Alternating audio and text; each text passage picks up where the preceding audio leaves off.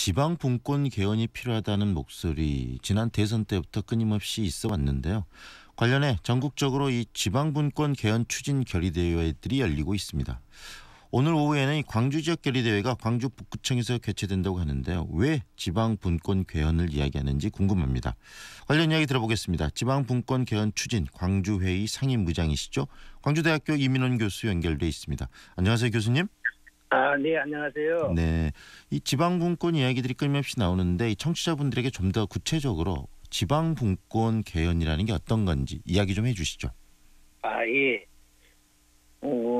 이제 지방 분권을 그동안에 많이 추진해 왔잖아요. 네. 그러니까 노무현 정부는 지방 분권위원회도 만들고 그러면서 대폭 지방으로 권한과 재정 등등 인사권 등등을 이양하는 네. 그런 조치들을 해왔는데 지금 그 추진하는 과정에서 지역에 결과적으로 보면은 이제 충분치가 않으니까 지역에 주권들이 없어요. 주권이. 네. 그러니까 충분히 이양되지 않아서 지역 주권이 없는데 자치를 할 수가 없지 않겠어요. 네. 그래서 왜 이런 현상이 일어났는가라고 이제 검토들을 해보니까 네.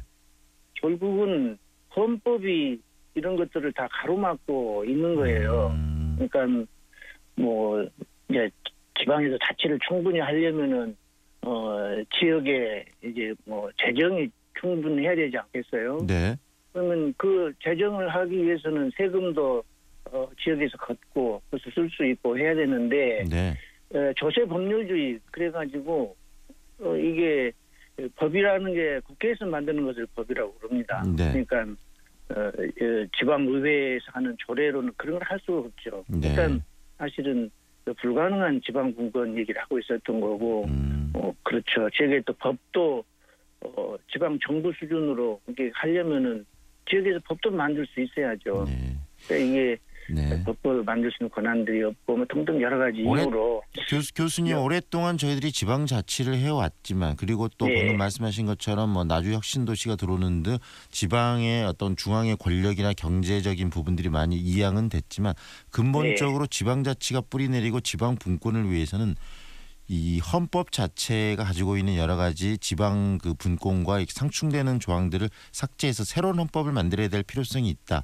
그래서 지금 지방 분권 개헌을 주장한다. 이 말씀이시네요. 네네 그렇죠. 예. 네.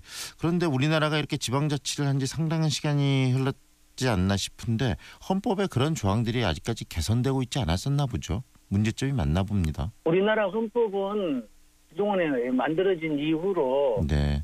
그 뭐 부칙만 바뀌어져 왔어요. 근본적인 개정은 없었죠. 네. 예. 네. 뭐 이제 크게 뭐 직선제,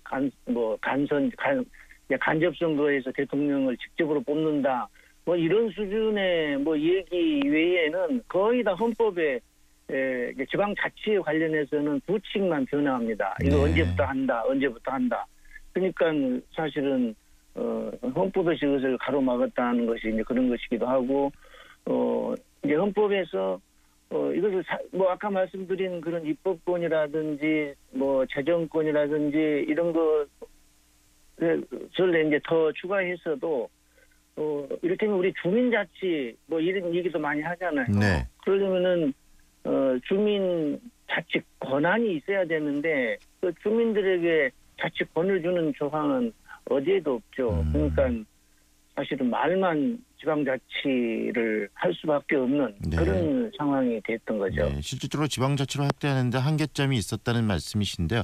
그렇다면 네. 이번에 우리 교수님을 중심으로 전국적으로 퍼져 있고 지금 이렇게 나오는 이 지방분권 개헌 어떤 방향으로 추진되는 게 적절하다고 보시는 겁니까?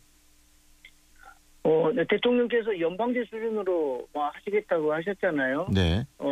그러니까 이제 연방제 수준으로 지방 분권을 실시를 해야 되는 건데, 실제로 그렇죠. 그럼 아까 이제 입법권에 있어서 충분한 권한을 줘야 되고, 네. 재정권에 있어서 충분한 권한을 줘야 되고, 또, 때문에 지방 정부, 지금은 뭐 지방자치단체 그런데 그것도 네. 지방 정부 그래야죠. 네네. 지방 정부가, 지역 일을 하는데, 그 조직을 잘 해야 될 텐데 그 자치적으로 조직을 짤 수 있는 권한도 없어요. 그러니까 네. 그 조직권을 이렇게 줘야 될 거고 이런 것들을 이제 핵심 방향으로 이렇게 삼아야 될 거고 또 가능하면은 국회에서도 많은 분들이 이제 국회의 불신이 강해서 그렇긴 합니다만은 국회를 2개를 둬야 돼요. 2개를 더 늘려야 된다는 거죠.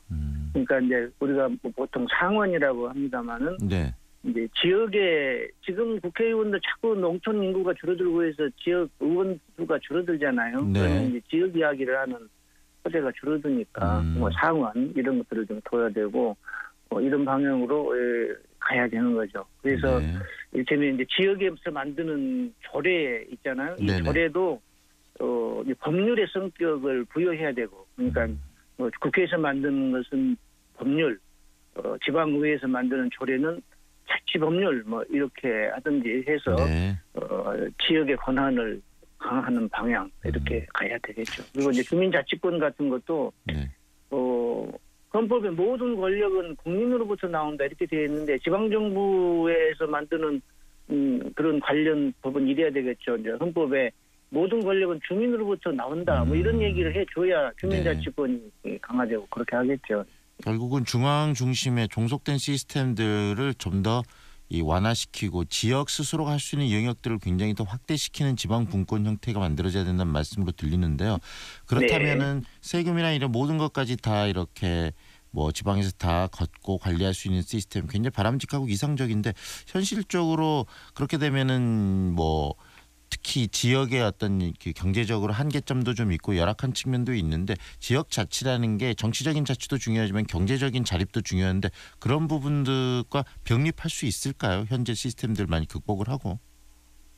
네, 그래서 이제 늘 이제 충분히 뭐 준비를 해온 게 있는데요. 네. 그 지방 재정을 조정을 할 수 있는 것을 또 법에 보장을 해야 돼요. 네. 그러니까 이를테면 호남의 경제력이 좀 약하니까 네. 경제력이 강한 그런 지자체에서 거둬들인 세금을 열악한 지역으로 재배분할 수 있도록 네. 그렇게 하고 그러면 이제 우리의 과제는 그 재배분의 기준을 어떻게 할 거냐에 네. 대해서 이제 우리가 충분히 연구를 하고 그게 우리의 목소리를 낼 수 있도록 관심을 가져줘야죠. 이게 어차피 이제 지방 분권형으로 이제 세계는 재편이 다시 되는 거고 그거에 대해서도 관심을 가지고 바라보면은 우리에게 유리한 방향으로 진행될 수 있으리라고 봅니다. 자, 그러면 지방 분권이 이렇게 이 개헌까지 이루어지면서 실현이 된다면 우리 사회에 어떤 장점이 있을까요?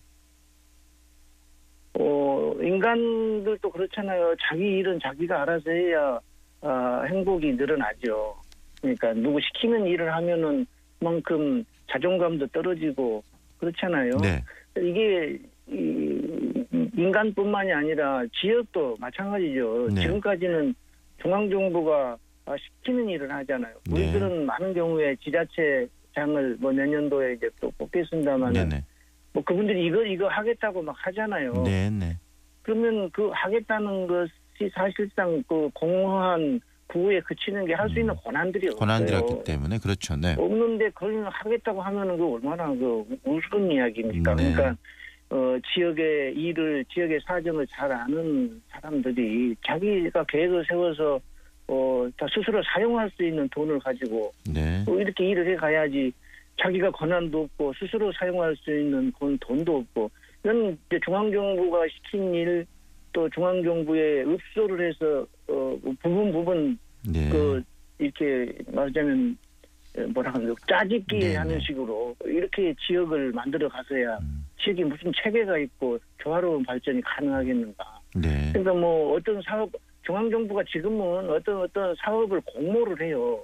그러면 거기에 각 지자체가 공모에 응모를 해서 그 사업을 다 오거든요. 그러면 이게 과연 중앙정부가 공모한 사업이 지역에 맞는 사업인지 안 맞는 사업인지 그걸 어찌하느냐 말이죠. 그렇게 해서 여기저기 중앙정부에다가 짜온 사업을 여기저기 붙여놓으니까 지역이 누더기가 돼가는 거죠. 결국은 교수님 지방 분권이라는 것은 지역에 사는 주민들로서는 가장 기본권일 수 있다. 그렇기 때문에 이걸 헌법으로서 보장받고 우리들 스스로가 우리 삶을 주체적으로 만들어갈 수 있도록 하는 시작점이다라고 지금 이해를 하시는 거네요.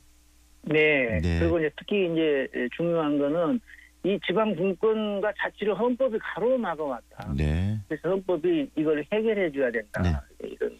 지금 결국은 이 분권 개헌을 하기 위해서도 지금 현재 있는 이 국회, 의회의 입장도 중요할 텐데 여야의 입장은 어떻습니까? 이 지방 분권에 대해서 많이 했지만 합의가 지금 있나요? 이제 여당은 이제 그렇게 하기로 네. 이제 가잖아요. 네. 근데 물론 여당 내에서도 이게 중앙 주도권 쪽 사람들은 네. 그게 그렇게 달갑지는 않을 생각이 거예요. 다를 수도 있다. 네네. 네, 좀 이런 문제가 있고 특히 또 야당의 경우에는 이제 거의 무조건적으로 이거를 이제 반대를 하는 거니까 네. 정치적인 어떤 목적에 의해서 반대를 하니까 이게 상황이 쉽지는 않아요. 네. 그러니까 이거는 결국 누가 해야 하냐면은 이 국민들이 특히 네. 지역의 주민들이 이 문제에 대해서 관심을 가지고 지방 분권형으로 헌법을 바꾼다는 것이 네. 나의 삶의 질을 개선시키는 것이라는 인식이 있어야 되는데 많은 경우에 이게 과연 그렇게 될까라고 하는 또 많은 경우에 이게 또 반대의 정보들이 많이 있기 때문에 그런 걱정들이 좀 있어요. 여러 의견도 또 상충한 부분이 있는데 그런 부분들을 또 의견을 모으기 위해서 전국을 돌면서 이렇게 지방분권 개헌 추진 결의대회도 여시는 거 아니겠습니까? 오늘 오후 3시에 지금 북구청에서 있나요? 네, 네. 우리는 이제 북구청에서 이게 지방분권이 이제 자치단체, 기초자치단체가 이제 그 지방분권을 추진하는, 지방자치를 추진하는 이제 가장 그 첨병들이잖아요. 네네. 그래서 이제 거기서 하는데 이제 지방분권 개헌 광주회의, 그래서 지역자를 넣어서 그런 네. 식으로 합니다. 회의라는 이름을 붙인 것은 제 여러 세력들이 이제 함께 여기 모여서 좀 합동을 저기 해서 그 하자. 뜻을 좀 오늘 모아보자는 의미이시겠죠? 그렇죠. 그 네. 출범을 함과 아울러 이제 결의대회를 하고 이렇게 하는. 네. 좀 치열한 토론 그리고 많은 이야기들이 오늘 결의대회에서 좀 나왔으면 좋겠습니다. 오늘 말씀 잘 들었습니다. 감사합니다. 네, 고맙습니다. 지금까지 지방분권 개헌 추진 광주회의 상임의장이시죠? 광주대학교 이민원 교수였습니다.